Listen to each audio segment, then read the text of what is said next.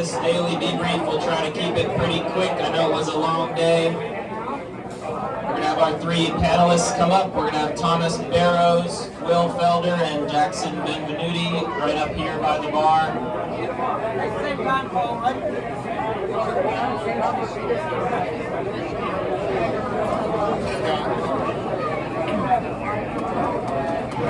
So if we could just grab everybody's attention, we'll try to keep this nice and short so everybody can get dry and warm and out of here and rest it up.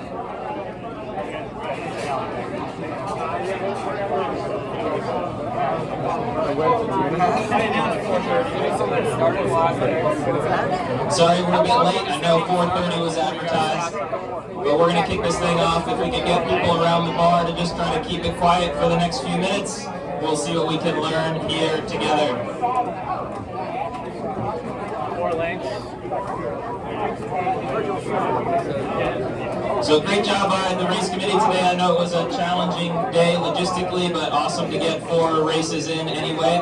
That's more racing than we've gotten in all year, so that's a huge win. And we should be able to finish off strong tomorrow with a good forecast. Thanks to the race committee, all the volunteers. If we could just grab everybody around the bar a little more quiet, that would be much appreciated. Thank you.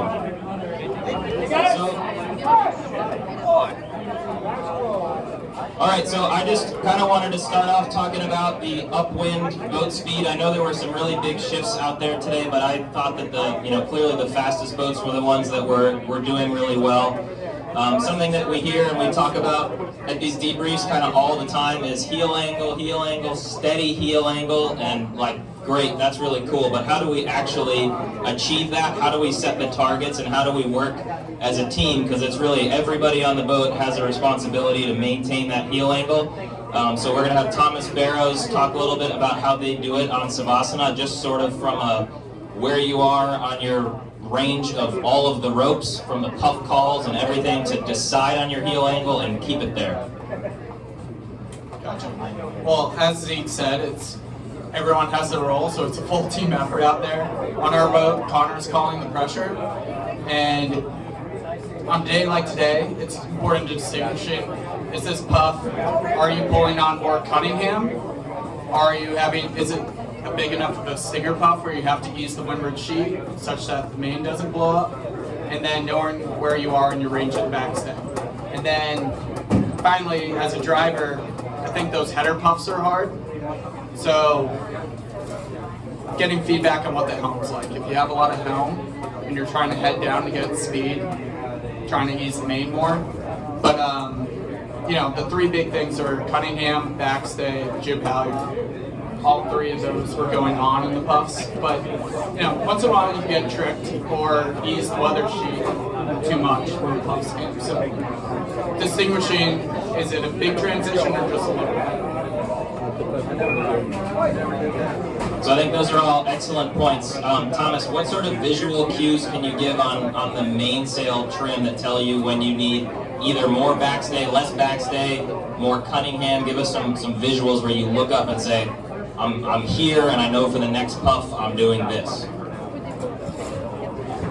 Yeah, so if your bottom batting's not starting to hinge, but it hasn't quite hinged, and your backstay or your Cunningham's off, when you pull on the Cunningham, you can get quite a bit more backstay. I'd say 3 inches, 4 inches.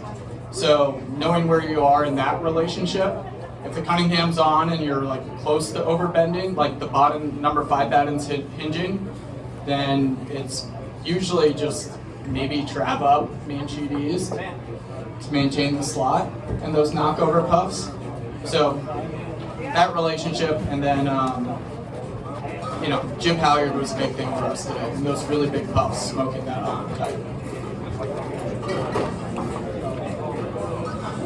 I think that's great visuals on the main. When you have that lower hinge at that very bottom batten on the inboard end, that's that inversion wrinkle. The more Cunningham you pull on, the more backstay you'll be able to sail with while having that same wrinkle. So something Thomas mentioned a couple times was the main blowing up, or sort of managing the slot. So Felder, as a jib trimmer, do you have any cues for when you need to ease the weather sheet or the leeward sheet or the jib halyard coming on?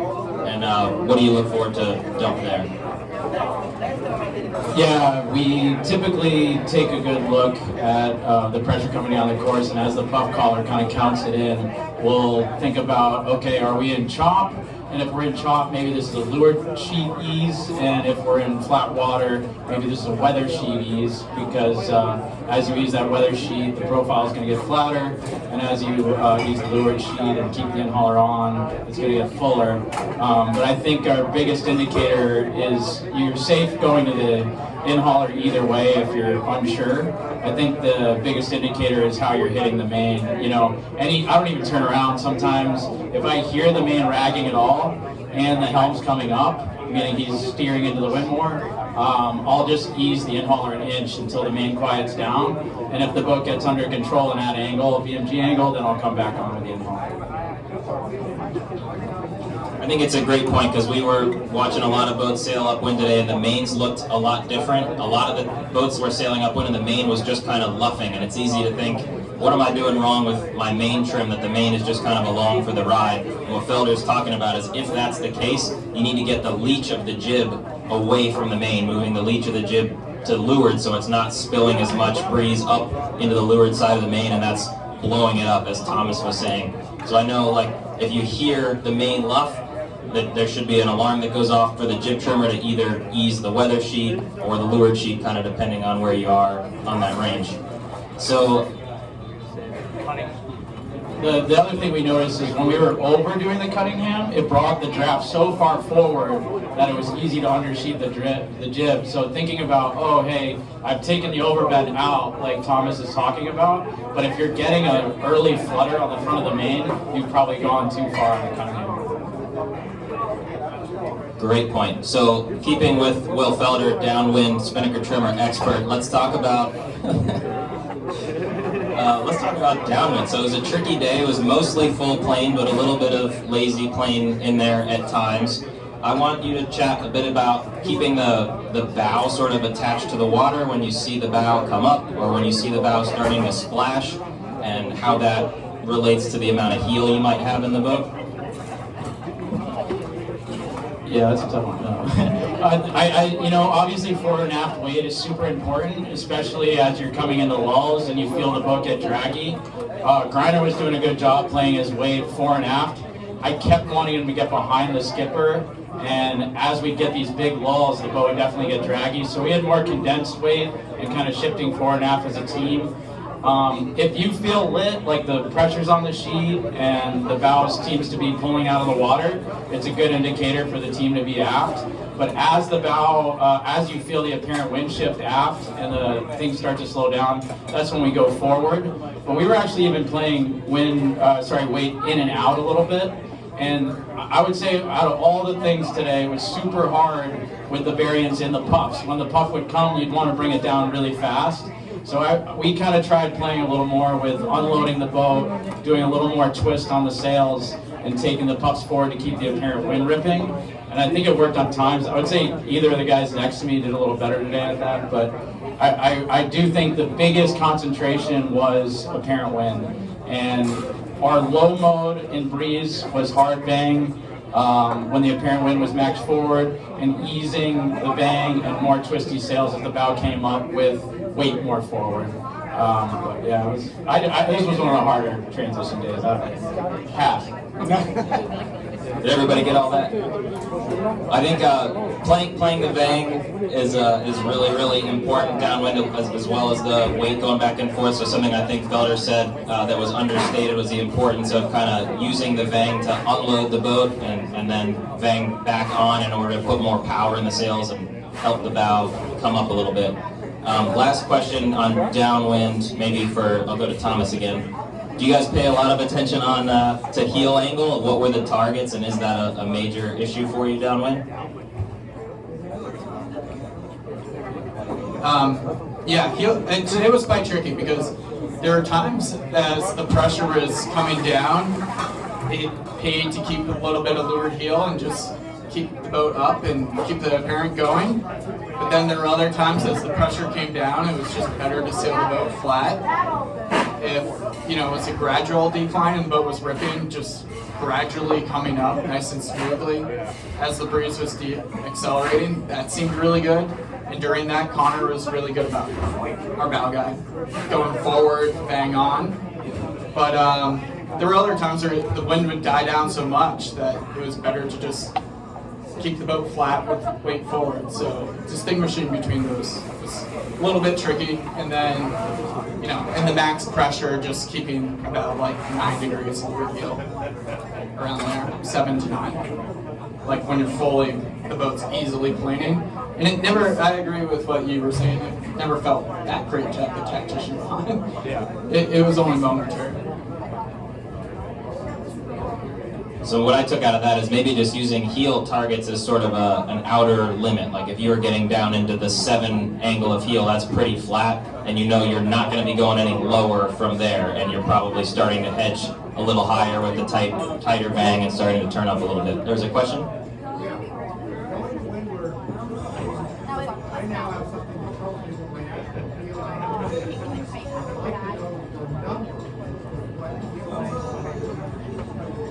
So the question is, we now have a heel angle digital indicator on the boat. What were the numbers the fast teams were seeing upwind? Send it to Jackson. Today we're probably a bit more heeled over than we normally are. We try to sail the boat really flat, but it seemed like it was okay. It's a little bit flatter water, and therefore if you had to lump your stuff and you're sailing all heeled over, the wind gets under the boat, it goes sideways really quickly. So we were probably living around like 18 degrees of heel, 20, you know, somewhere between 18 and 20. Trying to sail flatter if we can, but we're kind of a lighter team, so we didn't really have that ability. But I think the flat water really helped us out being a lighter team. Being able to not have to put the bow down too much and heel over, it's pretty beneficial for us. So 18 to 20 is kind of where we were living today. And if you got over 20, it was like red flag, alarm going off, we got to get flatter than this. Why don't we just hear from these guys what they're feeling?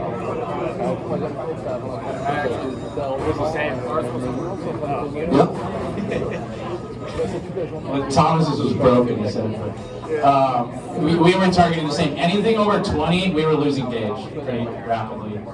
So we targeted 18, and touching 20 was fine. So if you could maintain 17, you were the fastest boat on the course.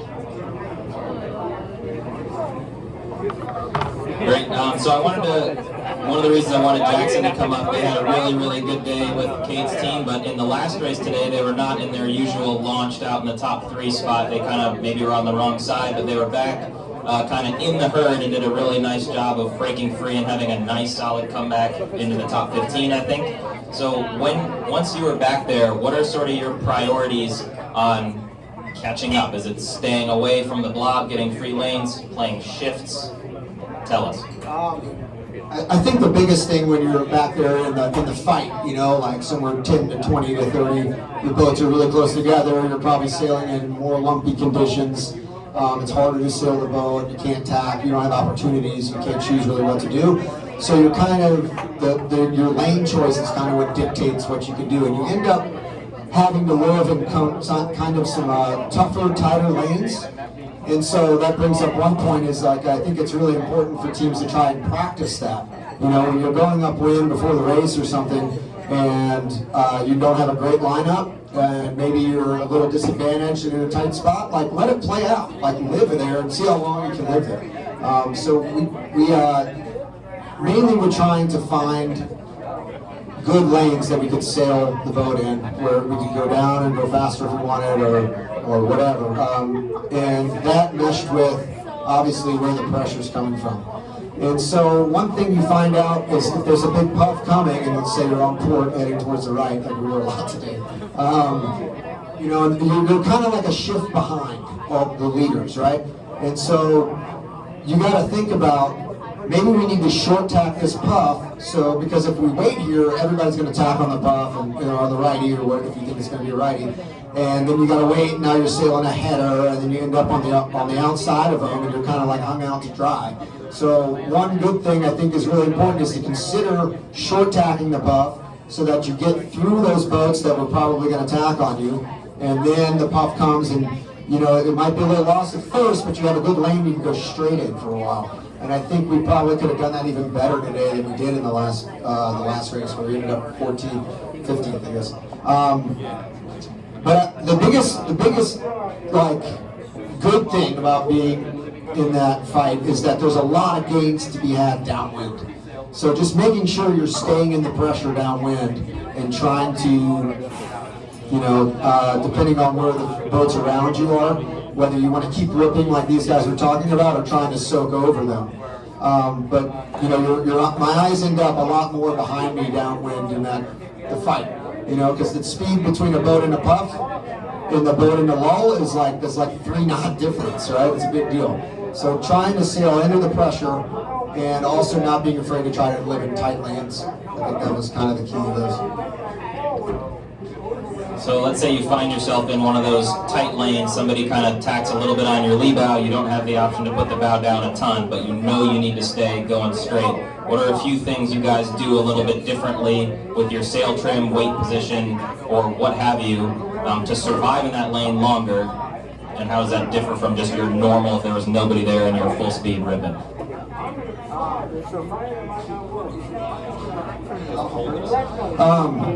So let's say somebody tacks underneath us. I'm trimming the main.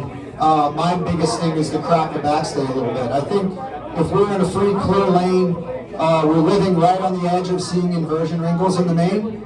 If you have inversion wrinkles in the main or obvious inversion wrinkles, I find that your only mode is to go bow down and fast, because you lose the return of the leech in the bottom part of the main, which is helping you point. So if you have those inversion wrinkles, you've got to only have that one mode. So I will, you know, dump about 3-5 inches of backstay so that the main rounds out a little bit more, and we're able to live a little bit higher for a little bit longer. And I mean, it's tough, you know, like it's not always, you know, you can't always live there for forever. I mean, some of the best teams maybe can live there longer than the other teams, right? That's why you got to practice it. Brings me back to the first point. So I cracked the backstay a little bit, and then Nick was trimming the jib. So I'm not exactly sure what he would do with the jib in that situation. Maybe you can, or maybe Felder, or here, Nick. Come on up, Nick. Yeah, tell us what you do with the jib if you've got to live high in the high mode. So a lot of it comes down to communication. What raise are you sailing in right now? Are you in a puff or are you in a lull? If you're in a puff, you got to be careful turning the sails too tight. The boat's going to tip over, you're going to go sideways, you're going to have a really hard time holding the lane. If you're in a lull, you can get away with trimming the sails in a little harder. So if I'm in a puff, I'm just going to trim in the weather sheet a little bit more and maybe ease the leeward sheet if it's a really big puff, to try to keep the lower part of the jib closer to center line. So you still have a little bit of drive, keeping the boat going upwind, but the boat's not going to tip over. If we're in a lull, I actually would trim the leeward sheet in a little bit harder and maybe trim in the weather sheet a little bit firmer to kind of get the leech of the jib a little straighter, to get a little bit more pressure to kind of keep the boat going upwind. So identifying first, are you pressured up, are you in a puff, are you in a lull, and then kind of what to do to keep the boat flat on its feet, but also keeping the sails trimmed in tight. Are you trimming in the top part of the jib, or are you trimming in the bottom part of the sail? That's kind of what I look for, and what we're talking about on the boat is kind of what pressure is coming towards us. Are we going to be in a puff, or are we going to be in a lull, and how are we going to set the boat up? Yeah, Thomas or Will, do you have anything to add on living in a tight lane, how you trim the sails differently?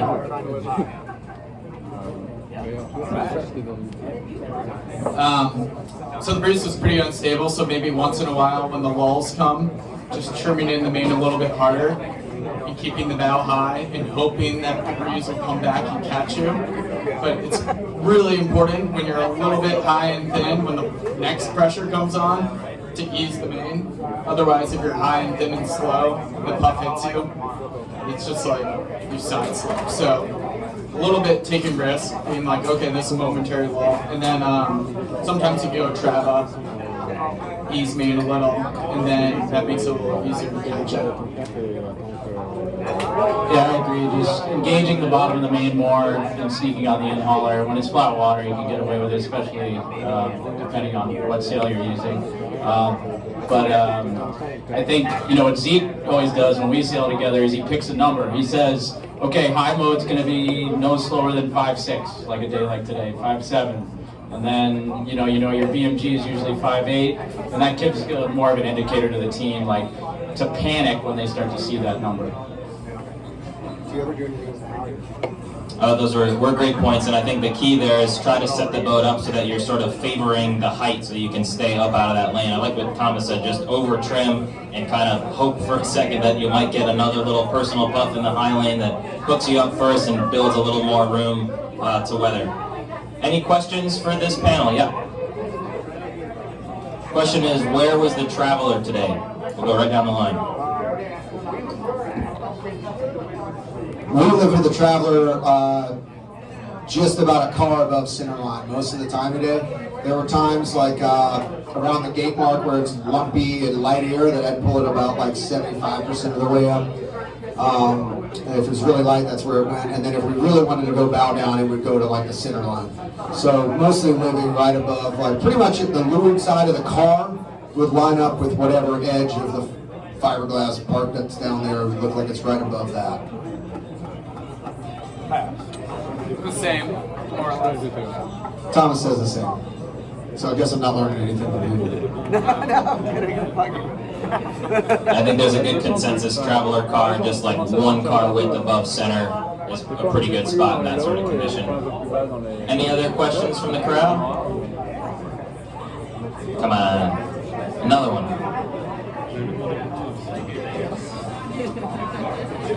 Where were the jib cars? You trim the jib, you can answer this one. Our cars were 6 showing behind. On the Doyle setup, we used a J11. 6 poles behind the car. No idea what it is.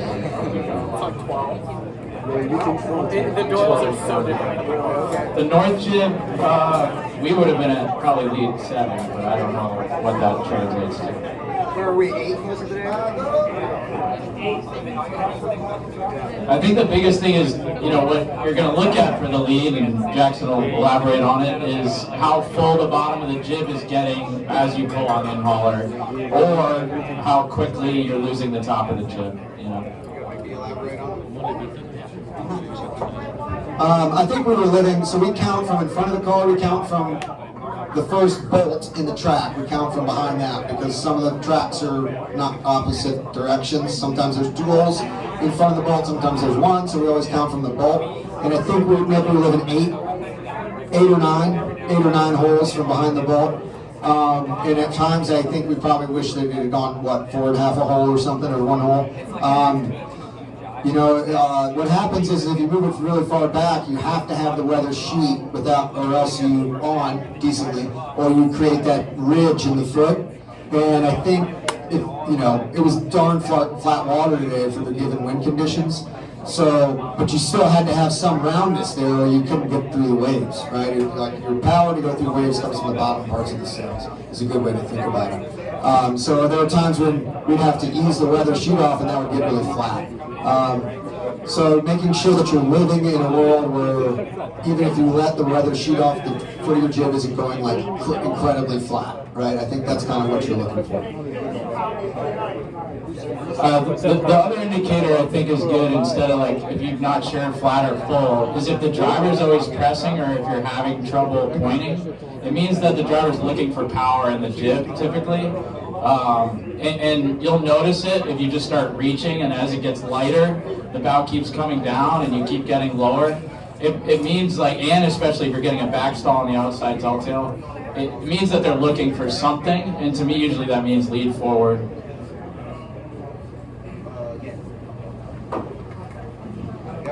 Great. Any other questions for these guys? All right. Any announcements from the race committee? Is Chip up here? 12 o'clock start tomorrow, Chip? Sleeping in?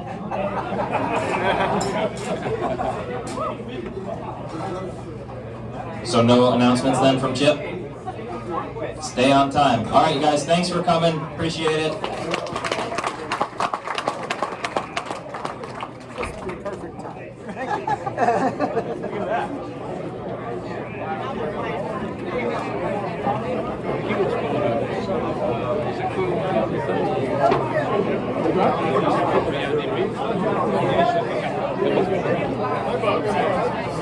So,